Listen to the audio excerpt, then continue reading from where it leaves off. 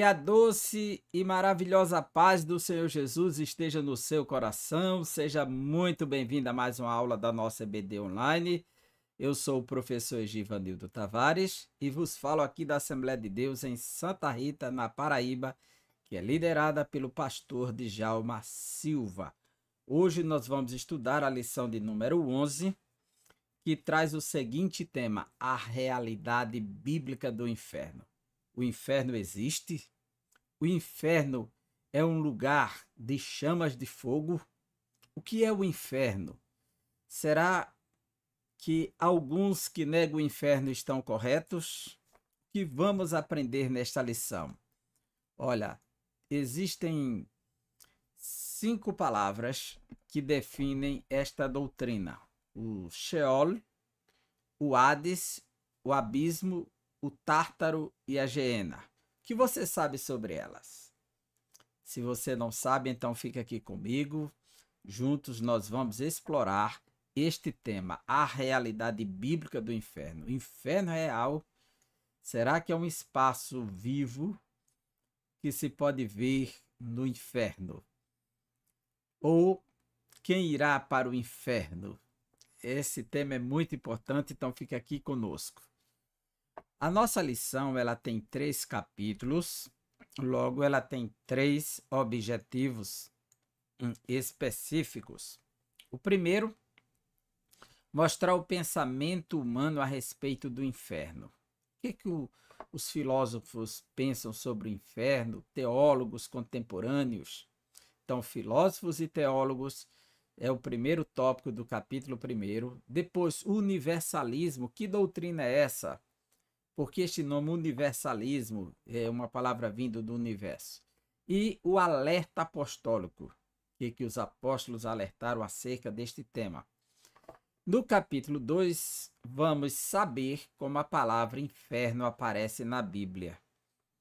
Essa palavra ela aparece apenas com um significado no Antigo Testamento, no Novo Testamento, são os 2 tópicos do capítulo 2. Capítulo 3, nós vamos compreender a doutrina bíblica do inferno. Então vamos ver o conceito bíblico, a doutrina e o castigo eterno. Então, está pronto para fazermos esta viagem tão rica, tão tremenda sobre a realidade bíblica do inferno? Então vamos lá. A palavra inferno, ela vem do latim, deriva do latim infernum, ou infernus, o que significa subterrâneo ou inferior, sabe? Sub é abaixo, abaixo da terra, subterrâneo ou inferior. O termo é o adjetivo neutro plural de inferus, que significa abaixo ou situado abaixo. No contexto romano, que essa palavra já aparece em outras literaturas também, infernum referia-se ao submundo ou ao reino dos mortos. E, através do uso religioso e teológico, a palavra inferno adquiriu a conotação específica de um lugar de punição eterna dos ímpios. Preste bem atenção nesta frase. Através do uso religioso e teológico, a palavra inferno adquiriu, ou seja, ela não tinha, ela passou a adquirir a conotação, ela conota uma outra coisa, a conotação específica de um lugar de punição eterna para os ímpios. Nós temos 2 palavras no Novo Testamento que são traduzidas por inferno. E ou está a palavra Hades, como você vê aqui acima, ou a palavra Geena ou Geena. Uma dessas 2 palavras vão estar traduzida com o nome inferno em cima na língua portuguesa. No entanto, como a palavra inferno significa subterrâneo ou inferior, ela aparece em diversos textos do Antigo Testamento e da Bíblia. E eu quero mostrar isso para você hoje na Bíblia, a Vulgata Latina. Por quê?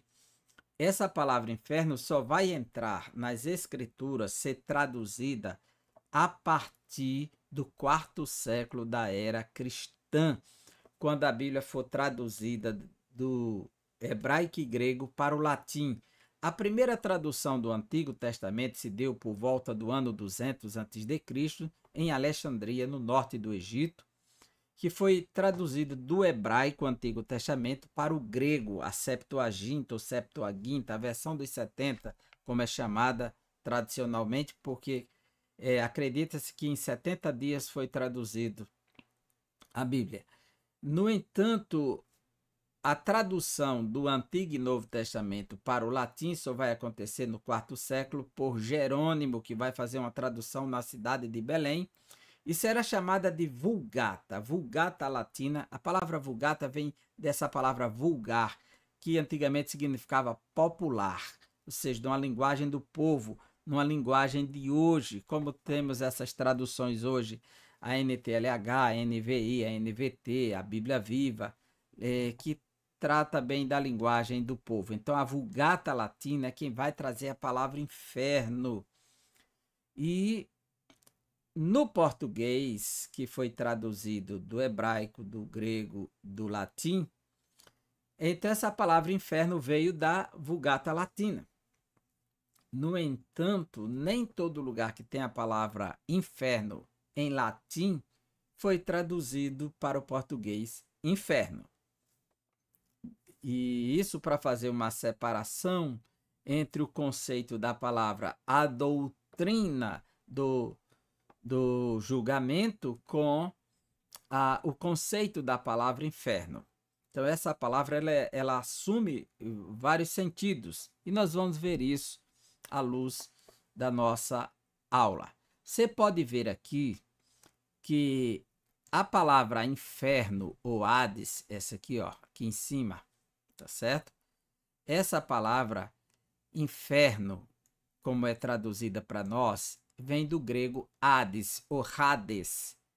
Essa palavra, ela indica o inferno temporário, não o inferno permanente.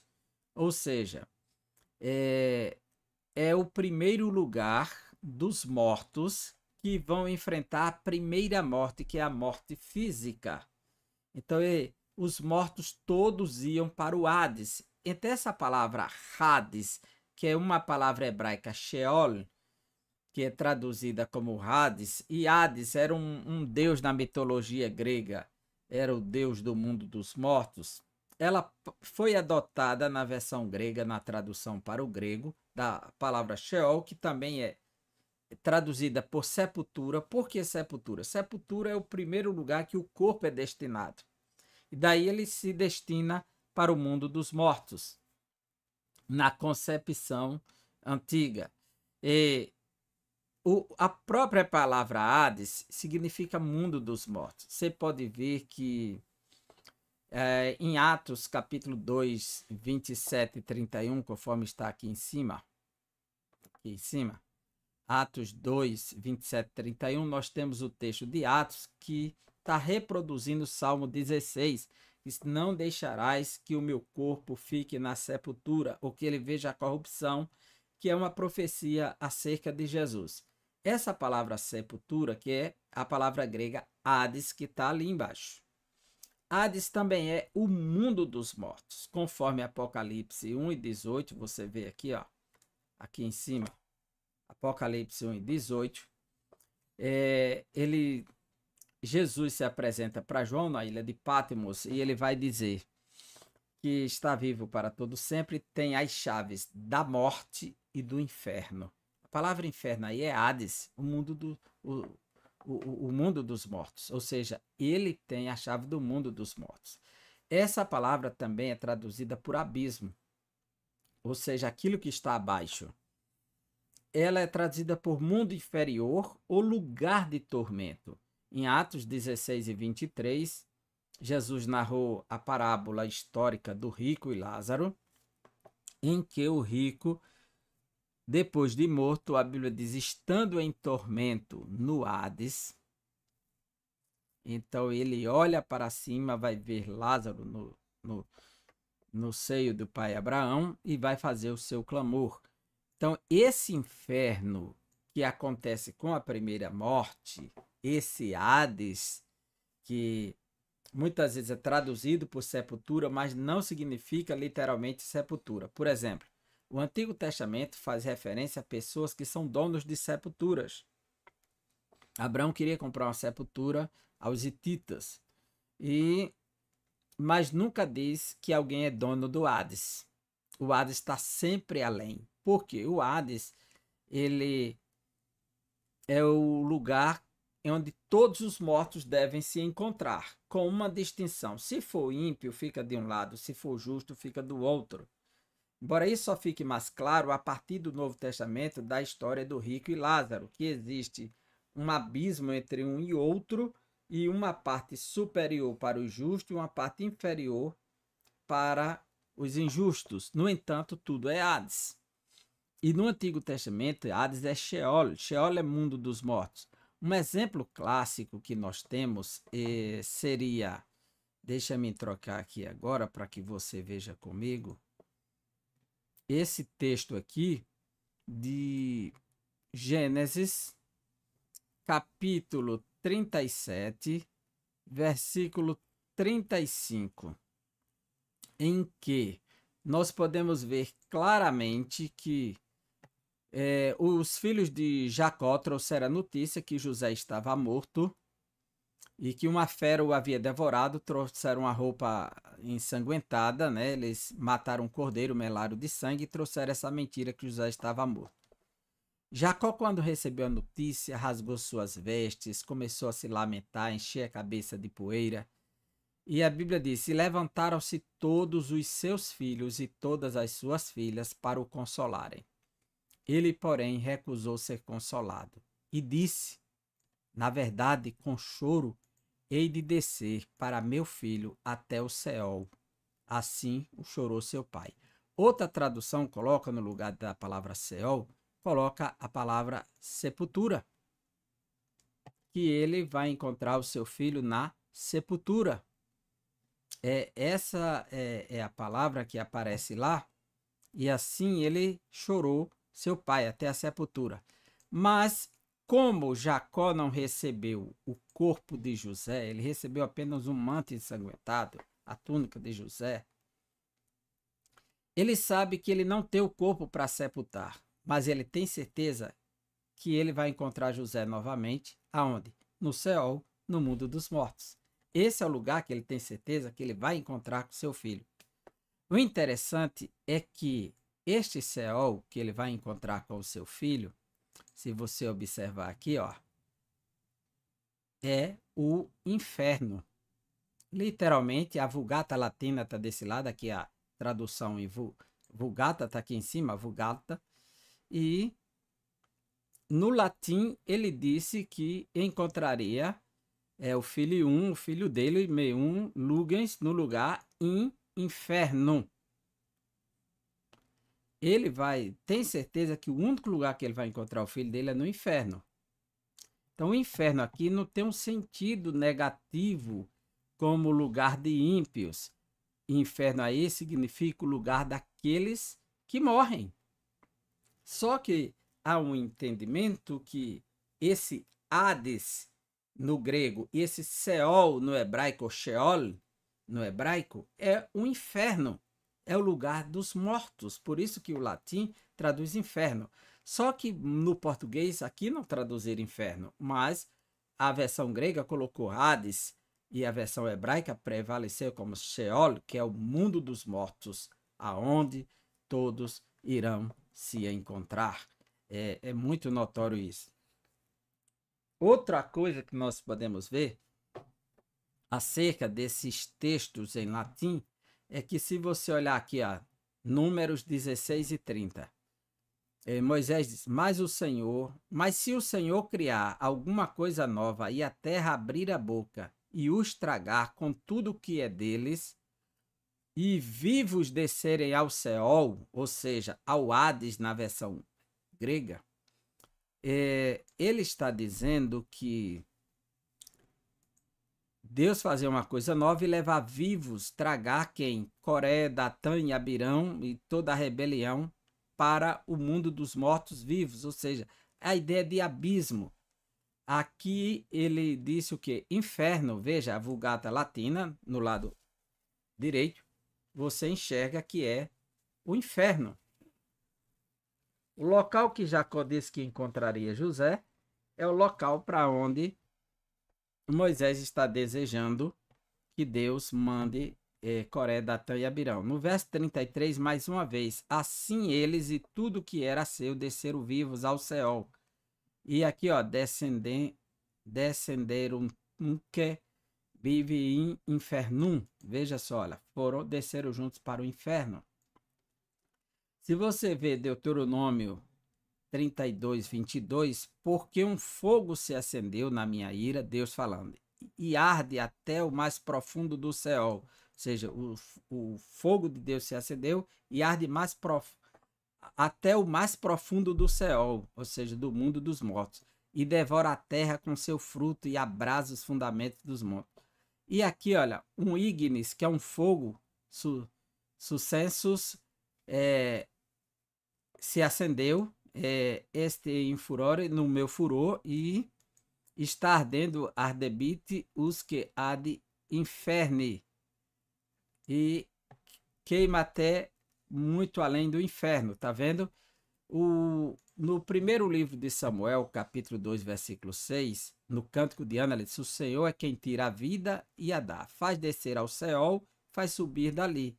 Ou seja, essa tradução é feita, faz descer a sepultura e faz subir dela. Então ele está dizendo que é Deus que faz descer ao inferno. Tá vendo? No canto, o latim chamou isso de inferno. O patriarca Jó, ele disse, como as alturas do céu é a tua sabedoria, que poderás tu fazer?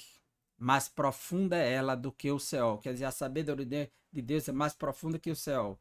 Aqui ele diz que é mais profunda que o inferno, no latim.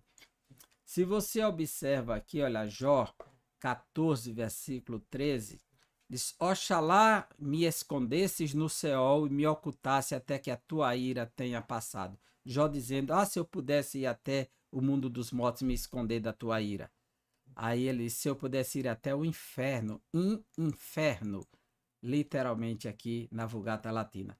E assim sucessivamente, eu poderia mostrar diversos textos para mostrar que a ideia do inferno, ela está presente o tempo todo, ela está presente, e com isso a gente percebe que a nossa tradução ela limitou a palavra para não confundir por conta dessa doutrina, mas a ideia é que a palavra inferno ela pode significar lugar de tormento, sepultura, mundo dos mortos, abismo, percebe? E esse inferno, que vem do grego Hades, que veio do hebraico Sheol, ele é o lugar da primeira morte. Aqui em cima, veja aqui, morte, primeira morte. Já o lago de fogo, aqui, lago de fogo, aqui abaixo, tá certo? Aqui abaixo, lago de fogo, é o Limne Tupiros, lago, Tupirós de fogo. Piros, vem de pira, a pira do atleta que coloca o fogo, a tocha acende, né? Esse lago de fogo, ele é eterno. Por quê? Esse daqui que leva à primeira morte, ele é temporário, ninguém fica lá permanente. É um estado intermediário entre os vivos e os mortos, é o estado intermediário entre esse Hades, que é chamado de inferno, ele é temporário, é o inferno temporário. Já o lago de fogo, que acontece, onde acontecerá a segunda morte, que forma aqui embaixo, ele é o fogo eterno. Conforme Mateus capítulo 18, versículo 8, não é 18 e 18, aí está errado, é Mateus 18, versículo 8, ele diz assim, Mateus 18 e 8, veja o que diz o texto sagrado.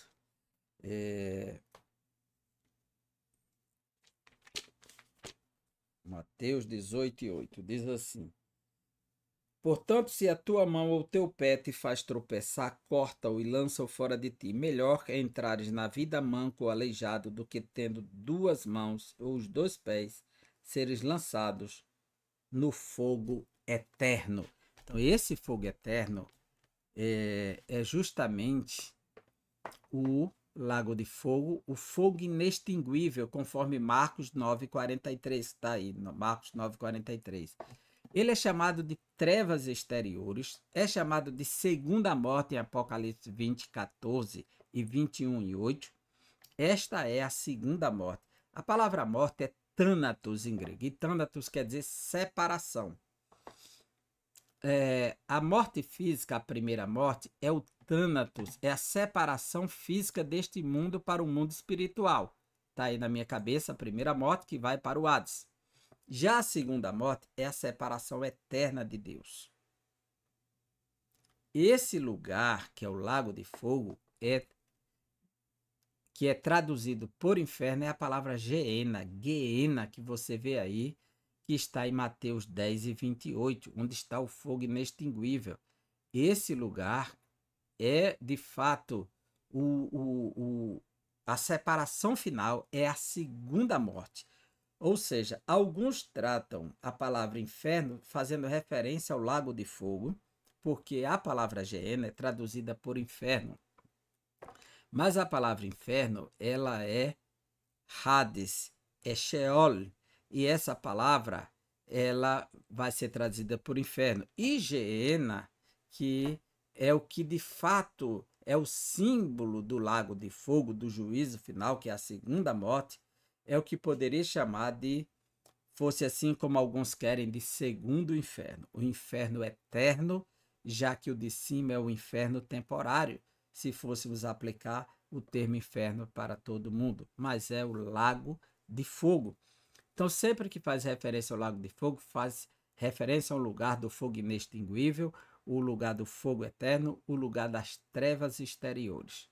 É isso que a Bíblia pontua o tempo todo. Aqui você pode ver as palavras principais que contribuem para a formação desta doutrina. A palavra Sheol, que está no Antigo Testamento hebraico, que é traduzida por Hades, que é o inferno temporário. Por que ele é temporário? Porque ele mesmo, esse próprio inferno, esse Hades, será lançado no lago de fogo, conforme Apocalipse, capítulo 20, versículo 14. Veja só. 20, 14. Então a morte e o inferno foram lançados para dentro do lago de fogo. Esta é a segunda morte, o lago de fogo. Então, o lago de fogo é a segunda morte. Então, o primeiro, que é o Hades, que é o inferno, será lançado dentro do lago de fogo. Então, ele é temporário, vai ser jogado dentro do outro. A outra palavra é abissos em grego, que é o número 2 aí, que é traduzido por abismo. Esse abismo é uma prisão. Uma prisão eterna que só abre-se com a ordem de Deus, pela determinação divina. Esse abismo, ele era conhecido dos demônios. Em Lucas capítulo 8, versículo 31, quando Jesus chega na região de Gadara, ou Gesara, o texto sagrado nos diz que Jesus falou com a legião de demônios e o versículo 31 diz, rogavam-lhe os demônios, né? Que não os mandasse sair para o abismo, mas que deixasse eles entrarem nos porcos. E como não era o juízo final, Jesus permitiu que eles fossem para os porcos e não para o abismo. No entanto, o livro de Apocalipse, capítulo 9, versículos 1 e 2, nos mostra que esse abismo será aberto e muitos demônios sairão de dentro dele. O abismo será aberto e muitos demônios sairão dele.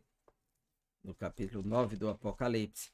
E serão liderados por Abaddon ou Apolion, que muitos entendem que é Satanás que está solto, que tem este título de Abaddon ou Apolion, que quer dizer destruição, que é o rei deles, vai dizer. Então, 9, 1 e 2. O quinto anjo tocou a trombeta e viu uma estrela caída do céu na terra. Foi-lhe dada a chave do poço do abismo. Ela abriu o poço do abismo e subiu a fumaça do poço como fumaça de grande fornalha. E com a fumaceira saída do poço escureceu-se o sol e o ar. Aí ele vai dizer que vai sair uma série de demônios aqui com multiformes aparências. E o versículo de número 11 diz: E tinham sobre eles como seu rei o anjo do abismo, cujo nome em hebraico é Abaddon e em grego Apolion. No capítulo 20 do Apocalipse é dito: Então vi descer do céu um anjo, tinha na mão a chave do abismo e uma grande corrente. Ele segurou o dragão, a antiga serpente, que é o diabo, Satanás, e o prendeu por 1000 anos. Lançou-o no abismo, fechou e pôs selo sobre ele para que não mais enganasse as nações, até se completar os 1000 anos. Depois disto é necessário que ele seja solto pouco tempo. Ou seja, se o abismo é o lugar que prende os demônios e até Satanás, então não podemos insistir que o abismo seja o inferno, porque Satanás vai ficar lá por 1000 anos, depois será solto, para depois ser lançado no lago de fogo. Veja que Satanás vai ser destruído no lago de fogo, será lançado no lago de fogo para ser atormentado eternamente. Mas durante 1000 anos ele fica preso no abismo, é o lugar da prisão. Existe uma palavra grega que traduz esse abismo, essas prisões eternas, que é tártaro. Letra número 3 aí. O tártaro são as prisões eternas. Esse texto aparece, essa palavra, uma única vez em toda a Bíblia. Está na segunda carta de Pedro, capítulo 2, versículo 4. Ora, se Deus não poupou anjos quando pecaram, antes precipitou-os no inferno. Olha como traduziram, inferno. Então, usa tártaro para traduzir inferno, usa geena para traduzir inferno e usa Hades para traduzir inferno. No entanto, quando você observa os textos, a conotação é que se trata de lugares específicos, tá certo? Com distinção em relação ao tempo e ao espaço. E, precipitando-os no inferno, os entregou a abismos de trevas, reservando-os para juízo. Em Judas, versículo 6, que não está a palavra tártaro, mas está a referência a esses mesmos anjos, que ele repete esse tema. Diz assim: E os anjos que não guardaram o seu estado original, mas abandonaram o seu próprio domicílio, ele tem guardado sob trevas em algemas eternas para o juízo do grande dia. Logo, o tártaro e o abismo se entende que seja o mesmo lugar, mas que seja uma prisão espiritual, prisões eternas, só sai de lá com a ordem de Deus. Satanás será lançado nessa prisão, depois será removido para ser lançado no lago de fogo. Nós vamos ver essas referências daqui a pouco. E a última palavra, que é a geena, ou geena em hebraico. Essa palavra, geena, ela foi escrita no grego como uma forma de transliterar uma palavra hebraica. E essa palavra Geena, que vem do hebraico Geinon. Inon era um sujeito. E Geinon é o vale de Inon, que fica a sudeste de Jerusalém. Eu irei mostrar isso para você daqui a pouco no mapa, não sai daí. Então, ele ficava no sudeste, não, sudoeste de Jerusalém. Sudoeste, tá certo? A Geena é o que de fato é identificado como o lago de fogo ou o inferno eterno, o fogo inextinguível que não se extingue. Veja, Marcos 9,43 faz referência a esse fogo inextinguível e usa essa palavra Geena, tá certo? E vamos explicar o que é a Geena com detalhes, porque se trata, primeiro, literalmente de um local que fica a sudoeste de Jerusalém, um vale onde se queimava, foi feito sacrifícios humanos ao deus Moloque e queimaram crianças lá e ficou um lugar amaldiçoado. Transformaram num lixão. Nos dias de Jesus, era o lixão que ficava aceso o fogo o tempo todo, cheio de vermes. Onde tem lixo, tem muito vermes e tem muito fogo. Tem queimando o tempo todo, né? Muitas cidades que mantêm lixões, locais de lixo, mantêm o fogo sempre aceso. Estão se renovando e consumindo nesse espaço. Então, quem será lançado no lago de fogo? O 9:43 diz assim de Marcos: E se a tua mão te faz tropeçar, corta-o, pois é melhor entrares na maneta, na vida, do que tendo as duas mãos ires para o inferno, para o fogo inextinguível, que não se extingue. Quem vai para a geena? Vai o diabo, a besta, que é o anticristo, o falso profeta, a morte, o Hades e os ímpios. Estes são todos que serão levados ou jogados na geena, no lago de fogo, no fogo eterno. Esses. Então, o próprio Hades, que é chamado de inferno, será lançado no lago de fogo. Então, o maior de tudo é o lago de fogo, que é o último processo de separação final, a segunda morte, a separação eterna de Deus. Ok? Bem, o nosso texto áureo, ele diz assim: Então dirá também aos que estiverem à sua esquerda: Apartai-vos de mim, malditos, para o fogo eterno, preparado para o diabo e seus anjos. Veja só. Esse texto de Mateus, capítulo 25, é interessante porque ele aí foi traduzido por fogo eterno, tá certo? Olha, essa versão aí traduziu por fogo eterno. No entanto, se você observar esse mesmo texto em outros versículos, no lugar de fogo eterno, ele será chamado de inferno, tá certo? E o texto sagrado nos dirá assim. Esse texto é interessante porque aí se trata de uma parábola que Jesus contou. Veja, a doutrina está sendo inferida de uma parábola. Não é um texto narrativo, não é um texto objetivo, é uma parábola. Logo, é construída uma figura de linguagem. Por isso que esse termo fogo eterno, fogo inextinguível, é a ideia de um juízo, de algo que queime, que faça sofrer, porque o fogo perto da pele, ele queima, ele causa desespero. Mas é um fogo que queima e não queima a pessoa, não destrói. É como a sarça ardente que se queimava e não era destruída. Então, o fogo será sempre símbolo de juízo. Por isso que a Bíblia diz que o nosso Deus é um fogo consumidor, né? E quando Jesus voltar, ele tomará a vingança daqueles que não obedecem ao evangelho com labaredas de fogo, a Bíblia diz. E João Batista disse que ele tem o machado para colocar na raiz, cortar a árvore e jogar no fogo. Então, o capítulo 25 de Mateus é uma parábola que Jesus conta acerca do julgamento das nações. Alguns entendem que isso aqui é o juízo final. Uma corrente de interpretação diz, não, isso aqui faz referência ao juízo final. Outros entendem que isso aqui é o julgamento das nações, quando Cristo voltar, antes de inaugurar o reino milenial. Então, são duas formas de interpretar. Por quê? Se for uma milenista, dirá que é o juízo final. Se for um dispensacionalista, dirá que é o julgamento das nações, conforme está aqui, ó.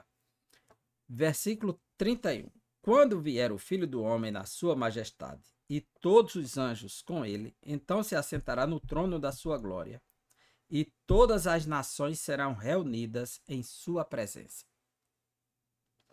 E ele separará uns dos outros como o pastor separa dos cabritos as ovelhas. Então ele já começou aqui com uma separação semelhante à do pastor, que separa cabritos para um lado, ovelhas para o outro. E porá as ovelhas à sua direita, e os cabritos à esquerda. Aqui não será separado por gênero, por ser masculino e feminino. nem por faixa etária, se é ancião, se é criança. Aqui será separado pela natureza, pela espécie. Quem é cabrito para um lado, quem é ovelha para o outro. Literalmente está muito claro aqui o texto, na linguagem de Jesus, a linguagem metafórica. Então dirá o rei aos que estiverem à sua direita: vinde benditos de meu Pai. Entrai na posse do reino que vos está preparado desde a fundação do mundo. Ou seja, tem um reino preparado desde a fundação do mundo para as ovelhas. Para as ovelhas. Os cabritos não, para as ovelhas. Aí ele diz assim: porque tive fome e me deste de comer, tive sede e me deste de beber. Era forasteiro e me hospedastes. Estava nu e me vestistes, enfermo e me visitastes, preso e foste ver-me. Então perguntarão os justos, ou seja, as ovelhas são os justos que foram justificados: Senhor, quando foi que te ouvimos com fome e te demos de comer, ou com sede e te demos de beber? E quando te vimos forasteiro e te hospedamos, ou nu e te vestimos? E quando te vimos enfermo ou preso e fomos visitar-te? O rei respondendo-lhes dirá: em verdade vos afirmo, que sempre que o fizeste a um destes meus pequeninos irmãos, a mim o fizeste. Então, alguns entendem aqui que uma das ações aqui é os pequeninos irmãos do rei, que são os judeus. Muitos entendem aqui. Outros entendem que é fazer o que é certo como um justo. Os justos fazem aquilo que é a prática da justiça, que glorifica a Deus. E eles estão sendo reconhecidos agora, recompensados pela prática da justiça. E só são justos porque creram no Messias e foram justificados pelo seu sangue. Então o rei dirá abertamente aos que estiverem à sua esquerda: apartai-vos de mim, malditos, para o fogo eterno, preparado para o diabo e seus anjos. Porque tive fome e não me deste de comer, tive sede e não me deste de beber, sendo forasteiro não me hospedaste, estando nu não me visitaste, achando-me enfermo e preso não foste ver-me. E ele lhes perguntará ao Senhor: quando foi que te vimos com fome, com sede, forasteiro, nu, enfermo ou preso, e não te assistimos? Então responderá: em verdade vos digo, que sempre que o deixaste de fazer um destes mais pequeninos, a mim o deixaste de fazer. Ou seja, negaram a Jesus seus valores, seus princípios, e não cumpriram o que era a justiça requerida, que os justos praticaram as ovelhas, os bodes não, os cabritos não. E irão estes para o castigo eterno, porém os justos para a vida eterna. Então há um contraste de castigo eterno e vida eterna. A realidade do inferno está aqui. É que o inferno é eterno, quer dizer, o lago de fogo é eterno. E porque se existe salvação, é porque existe perdição. Se existe salvos, é porque existe perdidos. Se existe justificados, existe condenados. Se existe uma realidade para os salvos de vida eterna com Cristo, existe uma realidade para os perdidos sem Cristo. Inevitavelmente. Porque se pensar numa pessoa que para de existir porque era ímpio, então não houve juízo para ele parando de existir. Não houve não a consequência pelos erros que cometeu, apenas parou de existir e pronto, isso é um assunto. Aí é onde está a importância de existir o inferno, porque ele faz jus à justiça divina, à santidade de Deus. A verdade prática: o inferno é um lugar real de dor, agonia e desespero. Sua realidade é um alerta para nós ao longo das nossas jornadas. Um lugar real de dor e desespero. A Bíblia fala de onde há pranto e ranger de dentes. Muito choro, muito ranger de dentes. Quem já enfrentou uma dor de dentes sabe o que significa enfrentar uma dor de dente, ranger os dentes, esfregar um no outro, tentando arrancar a dor e não consegue, o desespero. E ali haverá pranto e ranger de dentes. Bem, a nossa introdução nos diz, para que você veja essa imagem de forma mais clara, o inferno é um dos assuntos principais do Novo Testamento. O Senhor Jesus ensinou mais a respeito do inferno do que o céu nas páginas dos evangelhos. Ele também ensinou mais sobre o inferno do que o apóstolo Paulo. Paulo, o grande doutrinador da igreja. Por isso, nesta lição, estudaremos a doutrina bíblica do inferno, situando a resistência atual de muitos em relação a uma doutrina, que muitos resistem, que essa doutrina ela é falsa, não é verdadeiro, o inferno não existe. A negação do inferno é muito forte, cada vez mais cresce, apelando para um Deus de amor. O Deus de amor é o Deus de justiça, é o Deus da verdade. Veremos as principais palavras que traduzem inferno, conforme já introduzimos. Você tem Sheol, Hades, Tártaro, né? Geena. E mostraremos que negar essa doutrina bíblica significa negar todo o cristianismo bíblico, porque ela faz parte da história judaico-cristã. Então, o pensamento humano a respeito do inferno. Filósofos e teólogos de mente cauterizadas. Desde que surgiu o movimento humanista, foi inaugurada a Idade Moderna com a tomada de Constantinopla e no século XVII surgiu então o Iluminismo, que é uma ideia que a mente foi iluminada e a razão é o que conta, e não mais a ideia das emoções, porque jogaram a religião para um lugar privado, de foro íntimo e subjetivo. Então, a religião ficou no campo das emoções e a razão ficou por conta da ciência, já que a ciência trabalha com a razão. E isso deu origem a uma série de correntes de pensamentos em que se faz ênfase a ciência dividindo-se da religião, separando o sagrado do profano. E com isso surgiram novas correntes de pensamento. E o iluminismo se tornou a base principal para muitos pensarem. A mente, a razão foi centralizada. Antes havia um pensamento teocêntrico, Deus no centro, agora é um pensamento antropocêntrico, o homem está no centro, é a visão humanista. E os filósofos humanistas, eles dizem que o inferno não é compatível com os valores éticos modernos. Que os valores éticos modernos, eles são pautados na ciência, naquilo que a ciência estabelece, na compreensão da racionalidade. Então, o inferno é incompatível. Essa doutrina é agressiva com a ética moderna. Os teólogos modernos e pós-modernos, que já é o fim da modernidade e vem a pós-modernidade, negam a inspiração plena das escrituras. Eles estão agora fundamentados nas ideias racionalistas, querem um cristianismo racionalizado e por isso, e para adequar, contextualizar o cristianismo com a idade moderna, eles começam a adotar princípios modernos e a busca é pelo embasamento científico das ideias. Com isso, eles passaram a negar que a Bíblia seja um livro divino, seja totalmente inspirado e que seja um livro comum de religião como qualquer outra religião.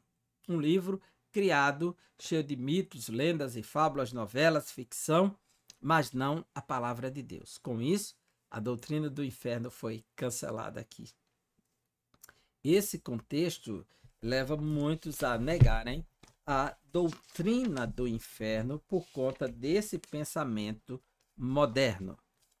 Mas o que podemos aprender é que surgiu então a classe dos teólogos universalistas, que defendem o universalismo. Os universalistas, que são chamados de restauracionistas, que todas as coisas serão restauradas. Ou seja, todos os filhos de Deus, todos somos filhos de Deus, e como ele é um ser de amor, não pode condenar o ser humano a uma punição eterna. É incompatível com o amor, com o ser de Deus, o inferno, a doutrina do inferno. Essa visão restauracionista, ela nega que haja inferno e que no final todos irão se salvar, independente do seu grau de maldade, do que fez, se seu nome era Hitler, se era Stalin, se é Mao Tse Tung, será salvo de todo jeito. E essa é a visão universalista, que é a visão restauracionista também. Também surgiu uma outra ideia, que é o aniquilacionismo, aqueles que dizem que a alma será aniquilada para não viver eternamente no sofrimento. Você tem os adventistas do sétimo dia, você tem os testemunhos de Jeová, que defendem essa perspectiva. No entanto, a Bíblia nos mostra o oposto de tudo isso. E o eternismo, que é a visão que está sendo defendida nessa lição, que o inferno é eterno, a punição é eterna. Deus é eterno, a punição é eterna. Existem dois destinos eternos, dos justos e dos injustos, dos ímpios e dos salvos. Então, o alerta apostólico é que surgiriam falsos ensinos que revelam a fraude que muitos intelectuais cristãos cometem a respeito do cristianismo bíblico. Que eles fazem é transformar a verdade de Deus em mentira, negar integralmente o ensinamento bíblico a respeito da realidade bíblica do inferno. O apóstolo Paulo, quando escreveu acerca dos falsos ensinadores, ele disse que eles teriam aparência de piedade, mas negariam a sua eficácia. Ou seja, busca nas escrituras o texto que lhe convém para adaptar a sua percepção humana e negar o próprio juízo divino, o castigo que Deus vai fazer é recompensar os ímpios por suas maldades, por terem negado o seu Filho Jesus. Que ninguém será lançado no inferno porque era pecador somente. Não, mas porque negou o Salvador. Não quis Jesus, que havia solução para seus pecados, para o seu erro. Então, Paulo diz que eles resistiriam à verdade, 2 Timóteo 3:8, como Êxodo 7:11, que mostra que James e Jambres faziam resistência, os magos, a Moisés. Eles apostatariam da fé e dariam ouvidos a doutrinas de demônio, tendo suas próprias consciências cauterizadas.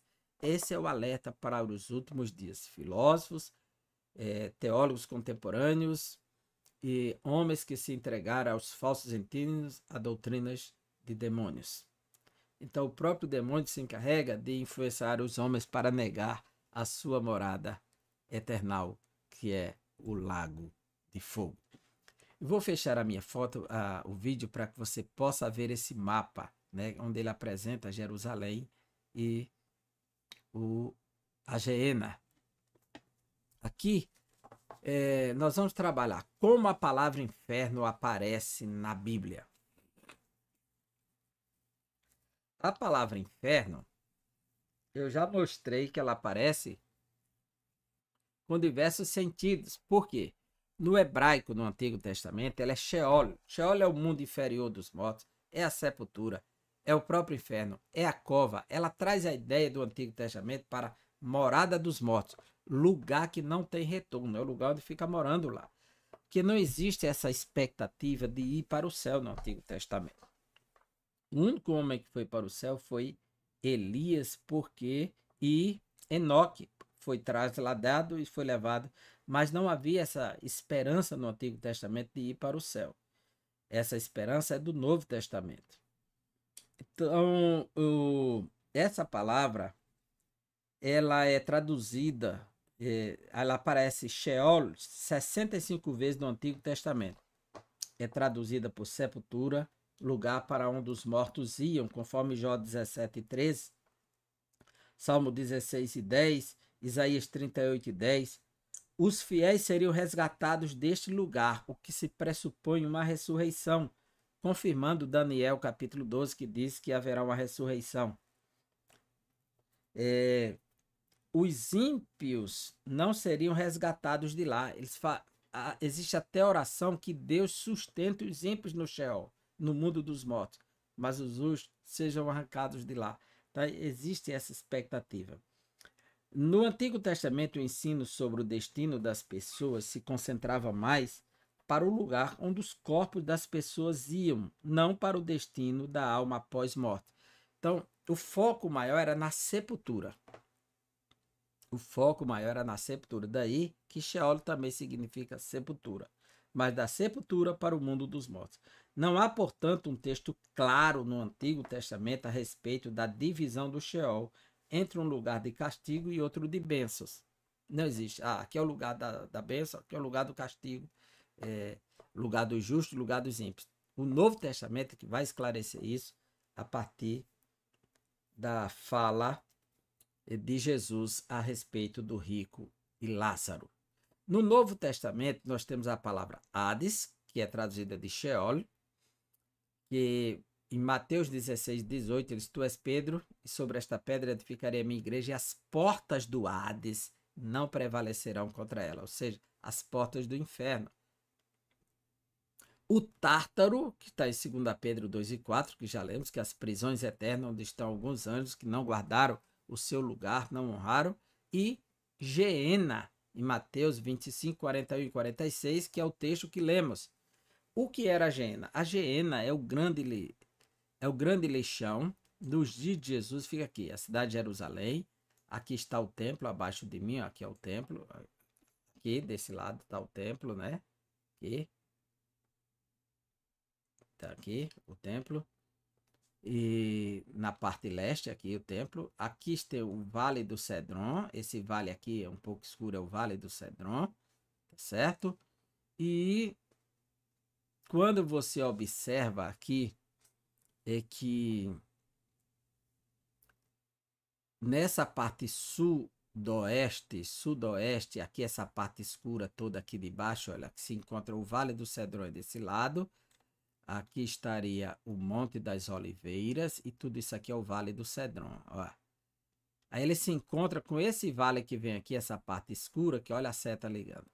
Isso aqui é justamente o Vale de Inom, onde os filhos de Inom, Ben-Inom, eles estavam sacrificando os filhos a Moloque. Então, o texto de Josué 15, 8 fala do Vale de Inom, Jeremias 7, 31, 32 e 35. Esse local será amaldiçoado por Deus por conta desses sacrifícios humanos. E durante os dias de Jesus, Jerusalém, que é a cidade sagrada, durante a noite o que está ao redor nos vales é a escuridão. Então, as trevas exteriores de Jerusalém estão todas ao redor. Por dentro, as casas com pequenas lamparinas de óleo, pequenas, naqueles dias, iluminavam muito pouco, mas por fora só trevas. Então, quem estivesse fora de Jerusalém está nas trevas exteriores, exterior a Jerusalém. E do lado sudoeste estava o lixão que estava aceso 24 horas, lotado de vermes, onde o bicho nunca morre e o fogo nunca se apaga. Jesus se utiliza dessa palavra que os homens serão lançados na geena, onde se lançava o lixo. Os objetos condenados, reprovados, iam para o lixo para serem queimados, porque não tinham mais nenhum valor, nenhum sentido. E Jesus disse que era melhor alguém entrar manco, com alguma deficiência no corpo, amputar um membro, mas do que ser lançado todo na geena, no lago de fogo. Então, a palavra lago é um local que contém muitas águas. Então, onde contém muito fogo aceso, é chamado de lago de fogo. Então, a expressão é metafórica. Então, essa palavra geena, ela passa a simbolizar o lago de fogo. Ela passa a representar uma realidade espiritual, porque Jesus vai insistir que tem um fogo que não se extingue, que não se apaga, mas não é referência a isso aqui, que se fosse o livro do Apocalipse, quando falasse do lago de fogo, falaria do lixo, mas falou da realidade para onde vai Satanás, o anticristo, o falso profeta, os ímpios, a morte e o próprio Hades. E diz que é eterno. Então, Jesus está apontando para uma realidade mais profunda, mais real e muito além do que se possa pensar, porque muitos reduzem o inferno a esse lixão que é a Geena, o Gueinom, o Vale de Inom, que está a sudoeste de Jerusalém. O que não é real. Jesus se apropriou de um fato real para representar outra realidade, assim como ele tratou as nações como ovelhas e cabritos, assim como trata os homens como joio e trigo. Então, essa forma de expressar os dois, assim como peixes bons e peixes maus no dia do juízo, o pescador faz a separação, será a separação no grande dia. Então, essa forma de falar, metaforicamente, é muito pertinente a Jesus, porque está escrito que ele abriria a sua boca e falaria por parábolas, ou seja, por comparações. Mas ele pega uma comparação para representar uma realidade transcendente, muito mais além, que não dá para ser expressada aqui no mundo racional, porque os homens não são capazes de compreender de forma imediata. Então, Jesus está apontando para outra realidade, que é o lago de fogo, o inferno ardente. Bem, a doutrina bíblica do inferno, esse conceito bíblico de inferno, é que o inferno é um lugar real e ele foi criado para o diabo e seus anjos. E diz aqui, em Mateus 25, 41, o inferno é um lugar real. O Deus justo e bom jamais faria um lugar como esse para o ser humano criado à sua imagem e semelhança. Então ele foi preparado para o diabo e seus anjos, é o que o texto diz. Mas sim para o diabo e seus anjos que se rebelaram contra ele. Entretanto, quando o ser humano despreza Deus e sua palavra, colocando-se sob o governo do Deus deste século, ou seja, o diabo, será também sentenciado e destinado ao mesmo lugar que Satanás e seus demônios foram sentenciados. E é a Bíblia quem diz, é a Bíblia quem nos mostra que todos vão para o mesmo lugar.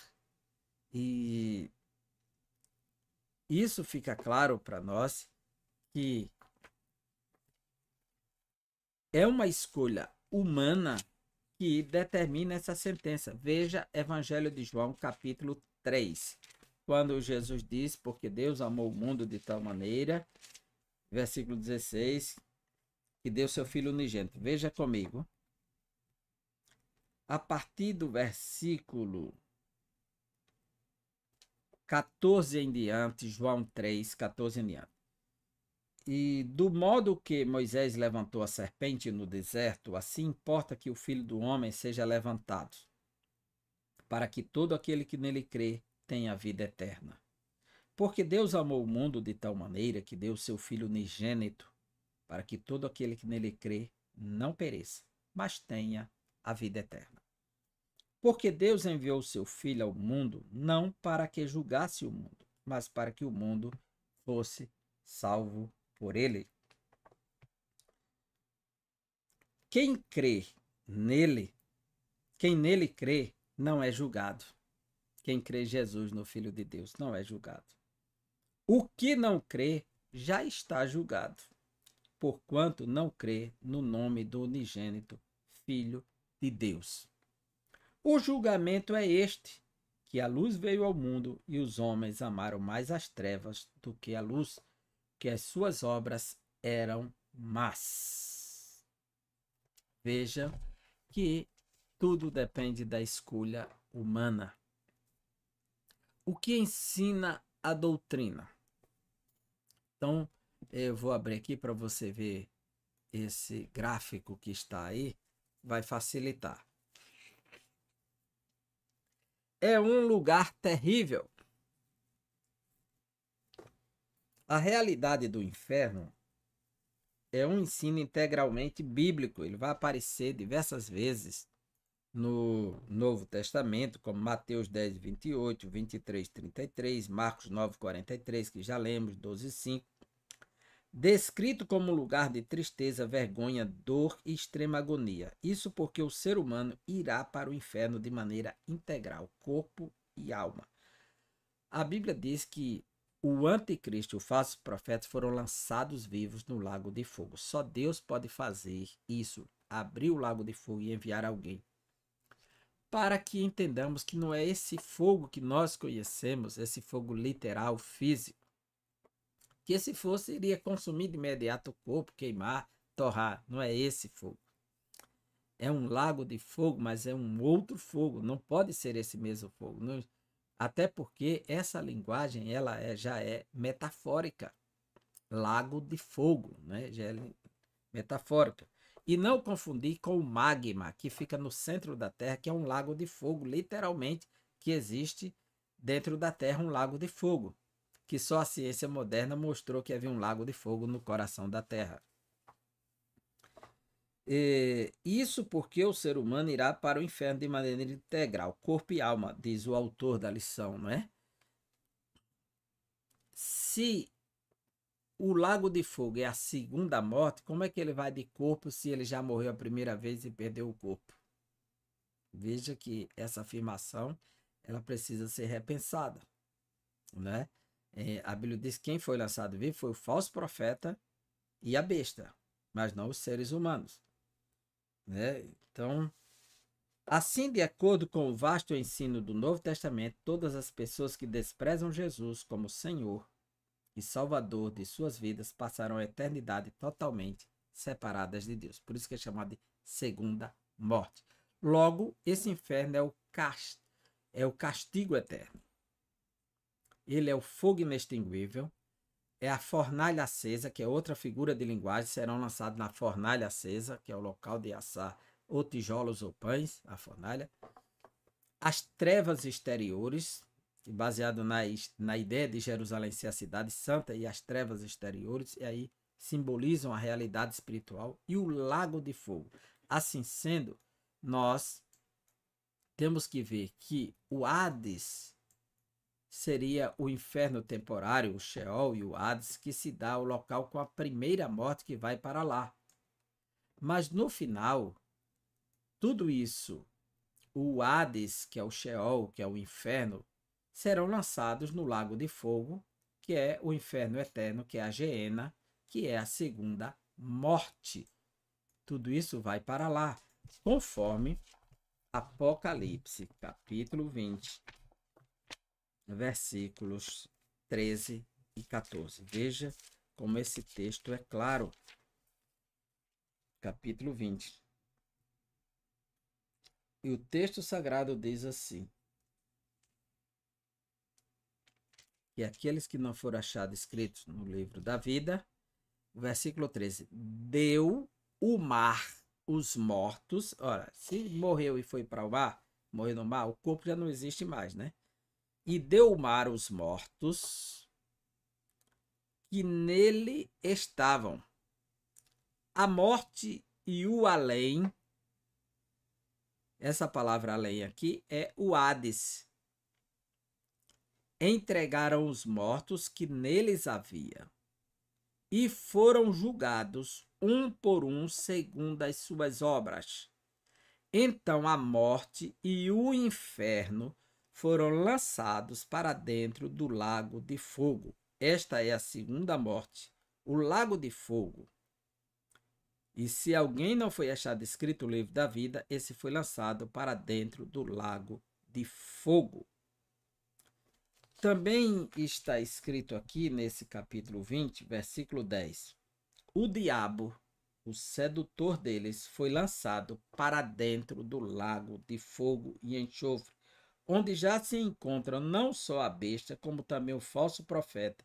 Serão atormentados dia e noite pelos séculos dos séculos. Ou seja, a realidade do inferno, que ele é eterno, séculos dos séculos.